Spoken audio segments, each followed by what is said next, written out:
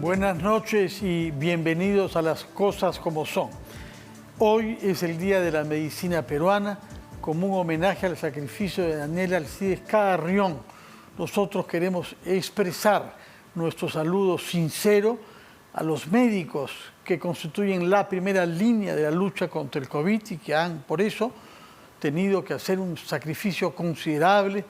Más de 550 entre ellos han fallecido como consecuencia de su trabajo para combatir al coronavirus. Antes de dar la palabra a nuestro primer invitado, tenemos información en directo.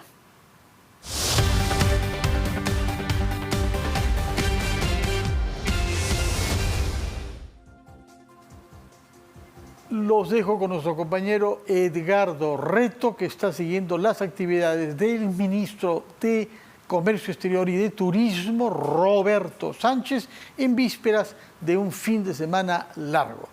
Adelante, Edgardo. Y en paz somos los hombres de... ¿Qué tal, Fernando? Buenas noches. En directo, el ministro de Comercio Exterior y Turismo, Roberto Sánchez, está dando una conferencia de prensa sobre la reactivación del turismo del próximo fin de semana largo. Vamos a escuchar sus declaraciones. Del turismo. Claro que es importante no solo esta certificación internacional Safe Travel, que también está permitiendo a la fecha alrededor de 50 con certificación, pero hoy también avanzando con este emblemático Destinos Verdes 9, que además, desde nuestro órgano ejecutor de promociones, PROM Perú, agregaremos, preparando más de 60 paquetes turísticos donde los 9 destinos serán nuestra prioridad, en mérito al trabajo articulado, al trabajo sinérgico donde el turista o receptivo o interno, o los actores vinculados a toda la cadena, ¿no?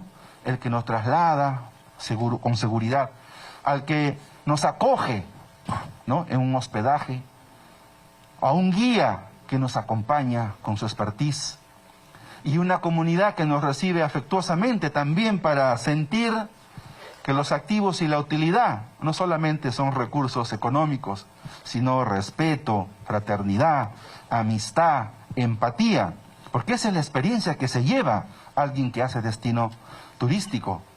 Se lleva la acogida. Eso nos hace más personas, más sensibilizadas. La plataforma ¿Y tú qué planes?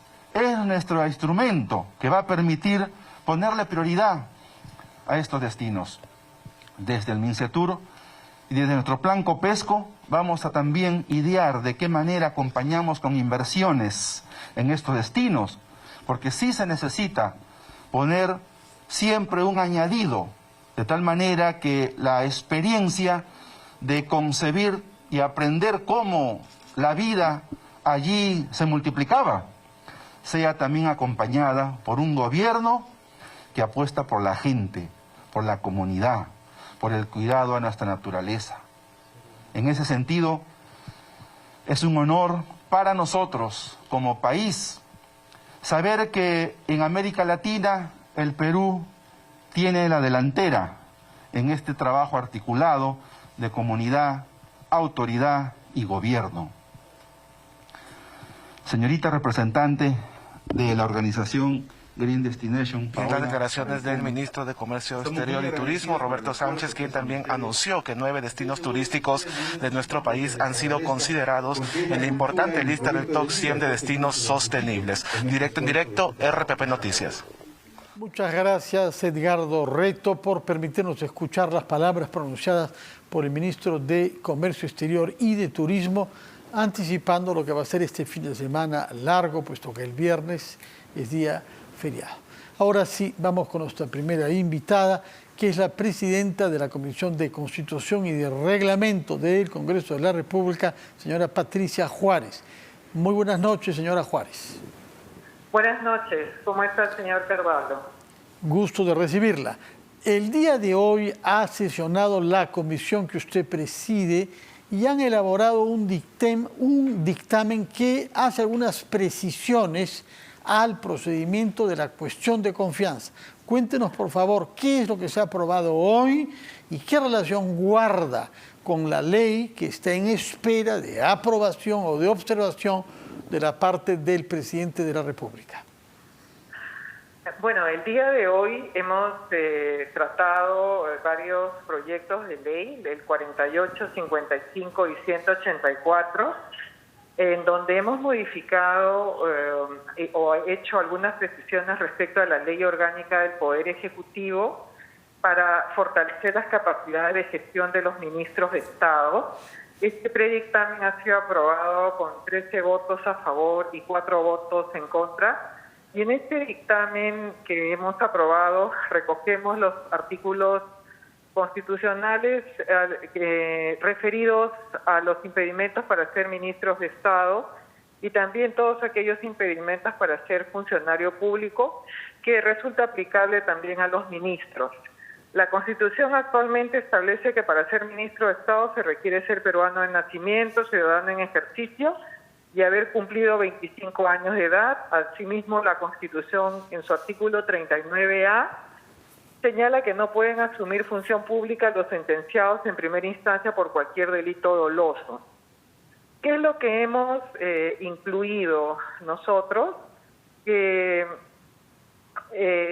se debe acreditar, cumplir con los requisitos de idoneidad, trayectoria democrática y respeto por los derechos humanos, porque el Tribunal Constitucional ha establecido en reiteradas sentencias que el fin constitucional es el de garantizar los derechos humanos y el bienestar de la nación. Es un fin atribuible a todos los funcionarios públicos.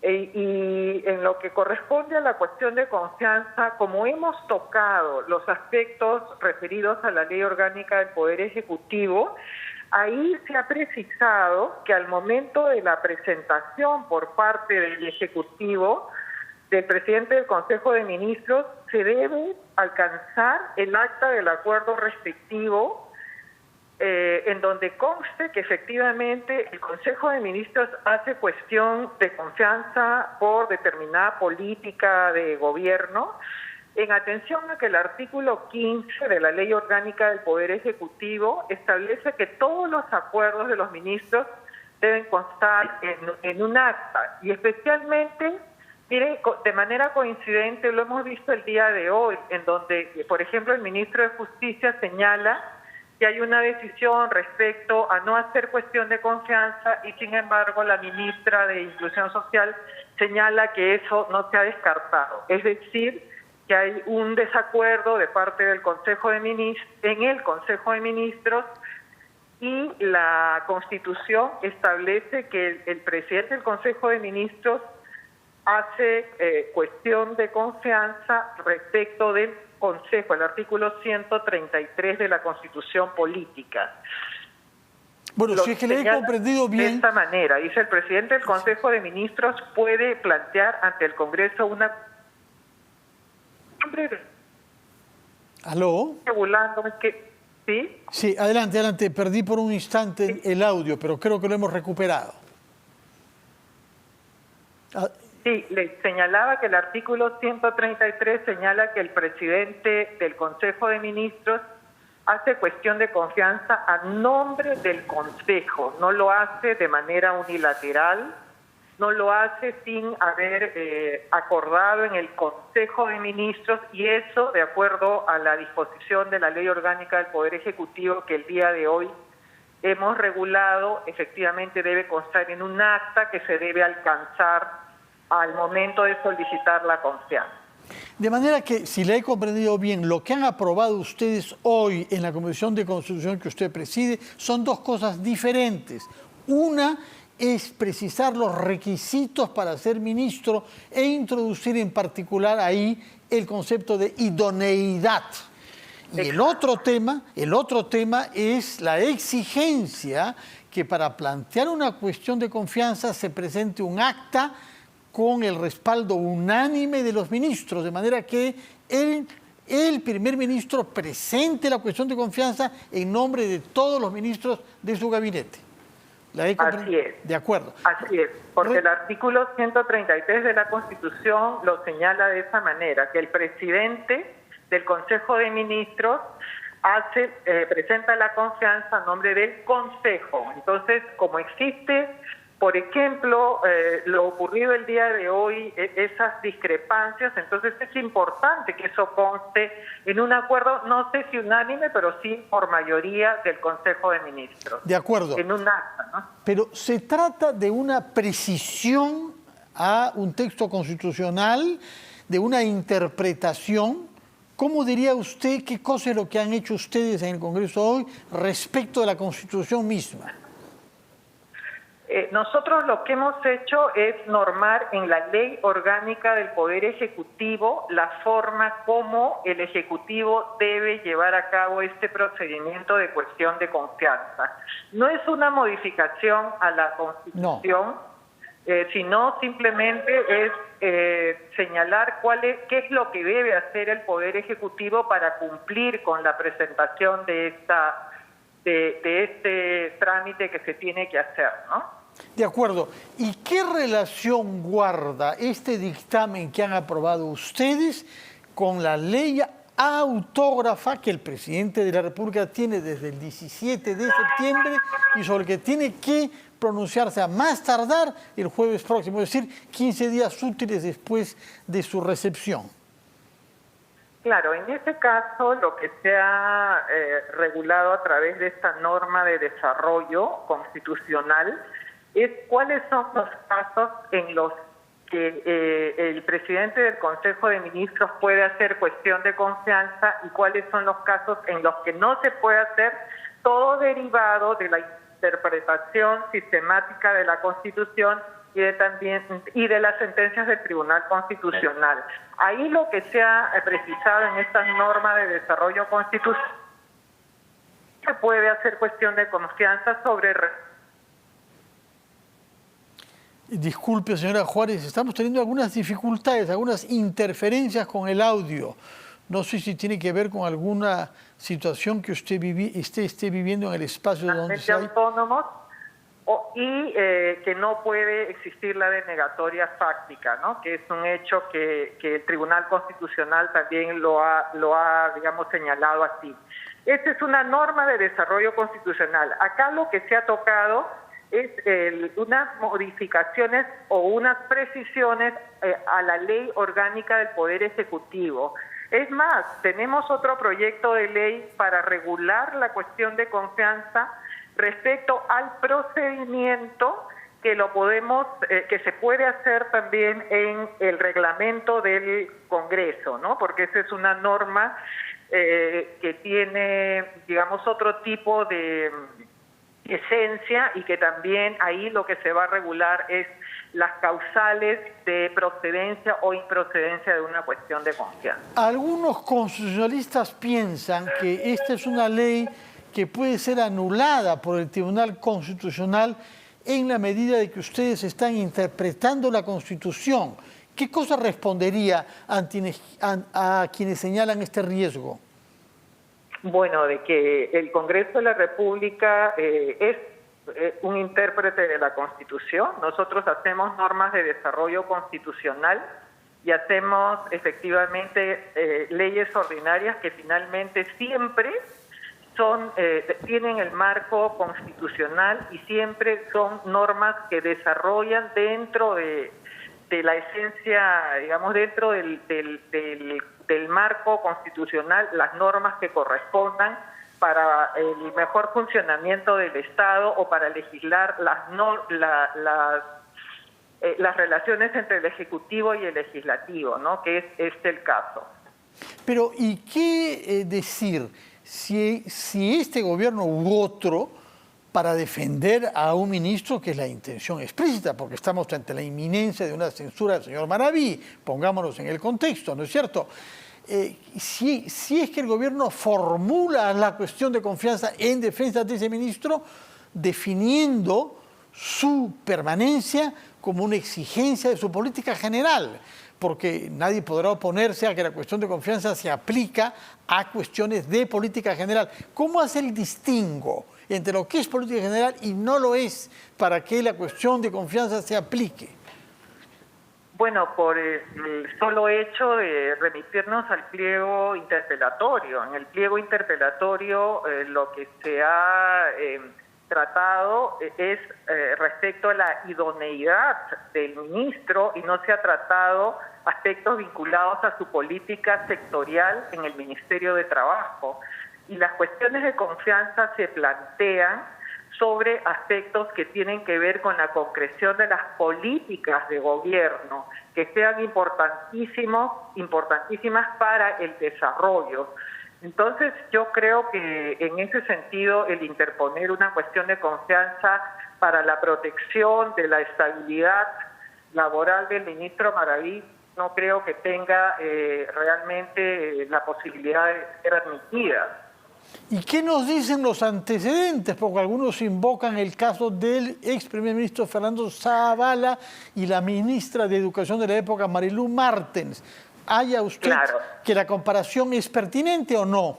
No, porque en el caso de la ministra Martens, de acuerdo a los fundamentos que se establecieron, recordemos que en ese momento primero se dio la censura al ministro Saavedra, y luego después la censura a la ministra Martens, y estaban en medio de políticas que se habían establecido para el Ministerio de Educación, y entonces lo que se dijo era que la ministra Martens encarnaba esa política de gobierno que se estaba llevando a cabo en el sector educación, y recuerdo que en ese momento también estaban en medio de una huelga magisterial.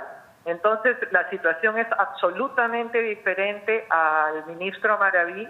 En este caso no existe, porque no se ha planteado un cuestionamiento a las políticas que él está implementando en su sector, sino es una interpelación que se ha hecho respecto a la idoneidad que él tiene para ocupar el cargo.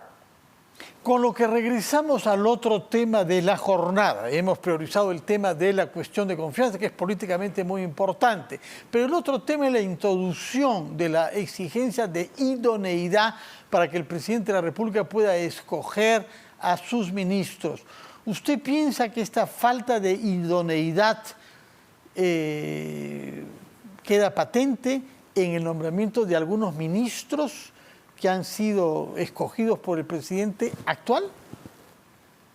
Bueno, nosotros en la Comisión de Constitución hemos hecho un análisis de los proyectos de ley presentados y muchos de ellos, por ejemplo, señalaban que no se podía ser ministro si es que uno tuviera una acusación fiscal o si tenía algún tipo de investigación por apología al terrorismo o, digamos, algún tipo de vinculación. Nosotros hemos hecho un análisis estrictamente constitucional y, por supuesto, hemos privilegiado la presunción de inocencia, y lo único que se ha señalado en este predictamen aprobado el día de hoy es que los ministros tienen que tener los requisitos que señala la Constitución, que son ser peruano de nacimiento, ciudadano en ejercicio, haber cumplido 25 años y no haber sido condenado por delito doloso en primera instancia.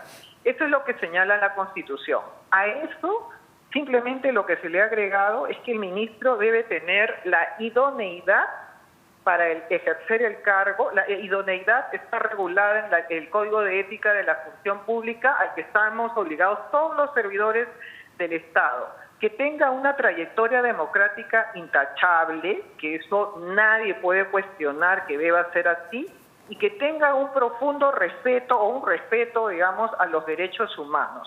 Eso se ha establecido a través de las diferentes sentencias del Tribunal Constitucional y, por supuesto, es un tema que es el piso mínimo que cualquier ministro debe cumplir para ocupar un alto cargo, que no es un cargo de elección popular, es un cargo de confianza, por designación. Absolutamente.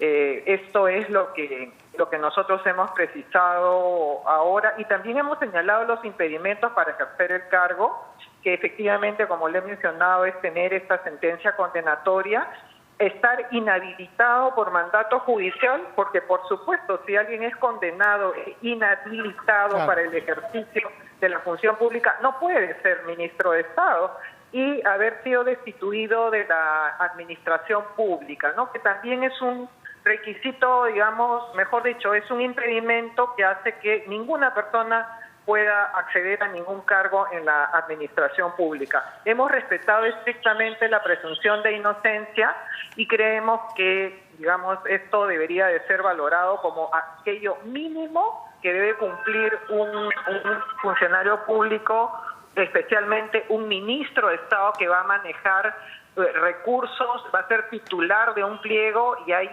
miles de millones que en realidad son están en juego, digamos, ahí, claro que sí. Exacto, ¿no? En Muy todos bien. los sectores. Muy bien, muchas gracias por sus explicaciones, señora Patricia Juárez. Tomamos nota entonces de estos 2 puntos que han sido aprobados hoy en la Comisión de Constitución y Reglamento del Congreso de la República que usted preside. Muchas gracias por su presencia en RPP y muy buenas noches. Vamos a hacer una pausa, después de la cual volveremos a hablar sobre temas constitucionales relativos a la cuestión de confianza con el doctor Omar Cairo.